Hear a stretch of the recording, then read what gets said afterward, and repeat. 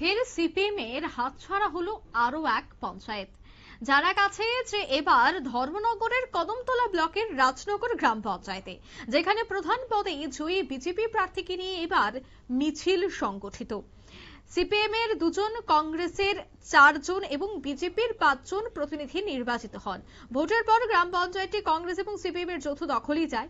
প্রধান পদটি এসসি সংরক্ষিত হওয়ায় সিপিএম প্রার্থী রুবি রানী দাস প্রধান এবং কংগ্রেসের কবির হোসেন উপপ্রধান নির্বাচিত হন। এরপর কংগ্রেস দলের নির্বাচিত সদস্যরা প্রধানের বিরুদ্ধে অনাস্থা এনে জেলা পঞ্চায়েত অফিসে ডিপিওর নিকট অভিযোগ জমা দেন। গত 27শে অক্টোবর অনুষ্ঠিত অনাস্থা ভোটাভুটিতে প্রধান রুবি দাস পরাজিত হয়।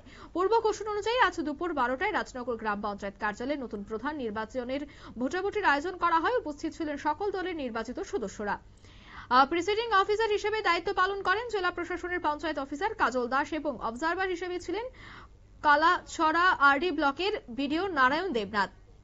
প্রধানের পদটি এসসি সংরক্ষিত হওয়ায় কংগ্রেসের কোনো এসসি সদস্য না থাকায় এবং সিপিএম এর প্রার্থী রুবি রানী দাস প্রতিদ্বন্দ্বিতা থেকে বিরত থাকায় এবার বিনা প্রতিদ্বন্দ্বিতায় বিজেপি প্রার্থী গৌর কুমার দাস প্রধান নির্বাচিত হন। কি উঠে আসছে বিস্তারিত শোনাবো।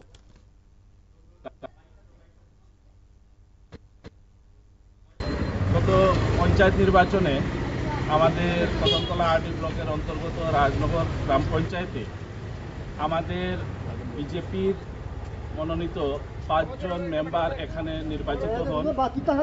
পাশাপাশি সিপিএম এর 2 জন। তো কংগ্রেস এবং সিপিএম মিলে ওনারা প্রধান নির্বাচিত হয়েছিলেন সিপিএম এর। বিগত কিছুদিন আগে সিপিএম এর স্বৈরাচার এবং দুর্নীতির কারণে ওনাদের মধ্যে বিভেদ সৃষ্টি হয় এবং ওনারা পঞ্চায়েত প্রধানের বিরুদ্ধে অনাস্থা আনেন।